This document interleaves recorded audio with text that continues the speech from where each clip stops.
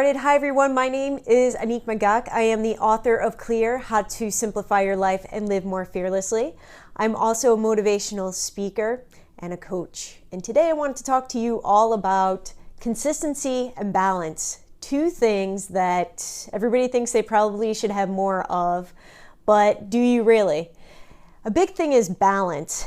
Everybody craves balance. Everybody says to themselves, if I had more balance in my life, then I would be able to do this. If I had more balance, then I'd be able to lose the weight that I'm holding on to. If I had more balance in my life, then I'd have time to go and work out. If I had more balance, then I would be able to do better work. It's kind of a farce. I mean, I know everybody wants balance, and when I work with my clients, it's something that, it's one of the first things that comes up. I don't feel like I have enough balance in my life. And I can be the first person to say to you, through personal experience, I finally had to give up on balance and what it actually is. Because our sense of balance and what we think of it in our lives is very different than the actuality of it. And please let me know if you understand what I'm talking about or could kind of get where I'm going with this, because it's a little tricky topic to actually explain and make it interesting. So, balance. When I was working for corporate America, and I traveled a lot. I actually was on the road about 80% of the time. I had absolutely no balance in my life. I was always trying to find balance, as I kept calling it, in my life, was that, you know, if I could get more balance, then I could eat right when I'm on the road. If I had more balance, again, I could lose the weight that I had been gaining. If I had more balance, I wouldn't be so fatigued all the time.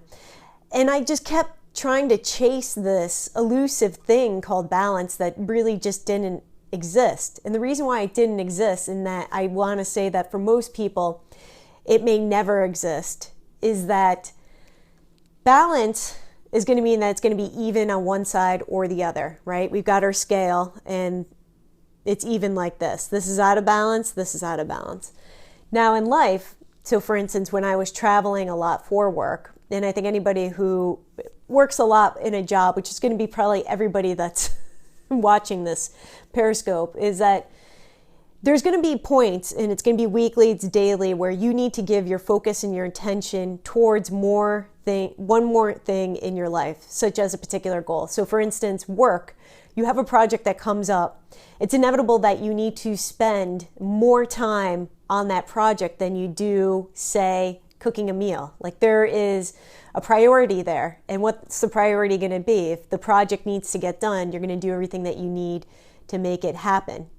So that is going to, on the scale, is going to go up like this, and then everything else starts to drop down here. Every day we make decisions about what is more important or what's not important. And it's really hard, and I would say impossible, to have everything at 100% line of balance. Now, if you can relate to this, please give me an indication that it makes sense. Because if you don't have balance in your life, all right, awesome, thank you. If you don't have balance in your life, then, and you're always trying to chase after it, you're always going to be disappointed. It's always going to end up being an excuse in your life. So you're going to say to yourself, okay, I can't do X, Y, and Z because I need more balance. But if balance doesn't really exist, then you don't have an excuse anymore for X, Y, and Z. So what do you do with that? Well, where I see people have great change, and also personally where I have seen it in myself. For instance, when I'll go back to, thank you for joining in if you're coming in at this point. We're talking about consistency and balance. And right now I'm on the balance train. So if you are looking for balance and it doesn't exist, and for instance, when I was traveling so much and I so desperately wanted balance in my life. I was on the road so often. I wanted a balance of home and I wanted grounding, but I couldn't really have that. When I finally admitted to myself that there would not be balance in my life, all of a sudden things started to come more into alignment. I wasn't putting that pressure. I wasn't putting that focus in that I'm missing out or I'm not doing certain things because of balance. I was using it as an excuse versus actually using it in a way to make other things work in my life. So once I was able to say, okay, you know what?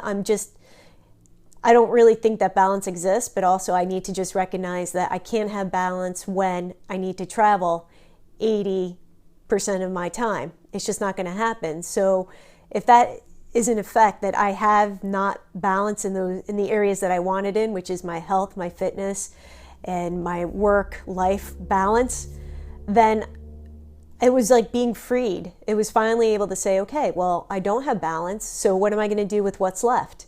And then I was able to make decisions that were better suited for what I needed to support me. Now, the consistency part of this comes into the whole life balance thing, is that consistency is something that we can have control over. And the one thing that I can say about consistency is that when you have consistency in your life, you then feel balanced.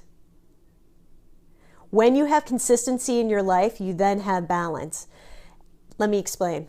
So let's just take health and fitness, because that's an easy example to illustrate.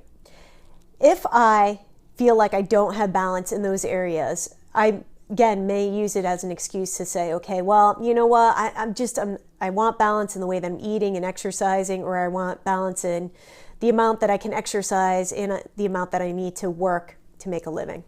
Okay. You start to use the balance thing as an excuse, and you're not working out because you're like, I don't have balance in my life. Now it's an excuse. Now what? But if I can turn in the element of consistency, so I start consistently working out 15 minutes a day, and I do it 3 to 5 times a week. Okay, that's the set amount that we want. But for me to feel like I'm getting more consistent, and it's easier for me to schedule in consistently 15 minutes a day, whether that is walking, doing a high intensity interval workout, lifting weights. If I could just do 15 minutes a day consistently every single day, a magical thing starts to happen. You really do start to feel like you've got balance in your life. And the reason why you feel like you have balance is that you have this one thing that is showing up for you every single day, and that is the workout. So this whole farce of like wanting balance in our lives is really pretty much that we want consistency. We want consistency in being able to depend on that we're having a good, healthy eating habit. We want consistency in our relationships. We want people to show up. We want our partners to show up to us consistently with their full intention and love.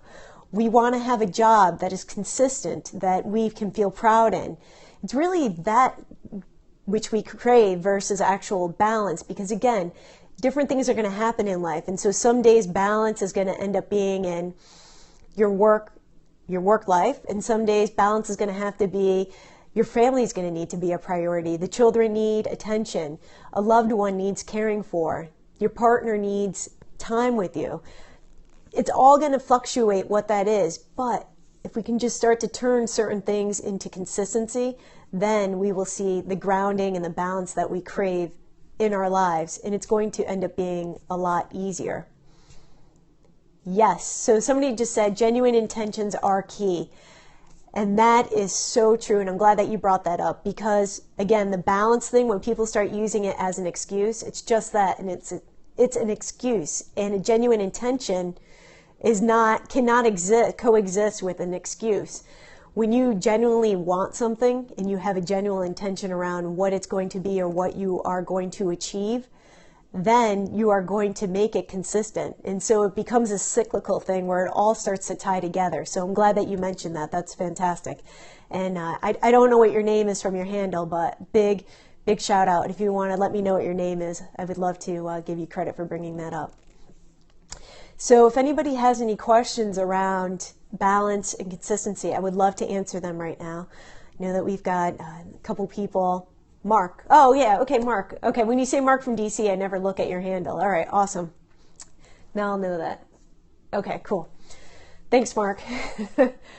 So that's all I have for you this evening. If you have any questions for me, please email me info@AnnickMagac.com. I also want to announce that I'm going to have a challenge coming up very soon, and I think that it's going to launch on Monday.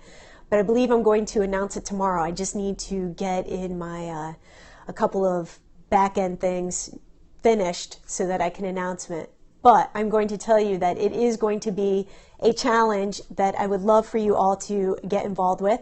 And I'm going to support the challenge. How does one master consistency? Okay. Actually, you know what? Screw the end. Let's talk about that. Mastering consistency. Okay. So, one, Mark, you had brought up that you need the intention. You need to have the intention there. Mastering consistency with the intention also has to be a little bit of the goal setting, in that how important actually is it to you right now?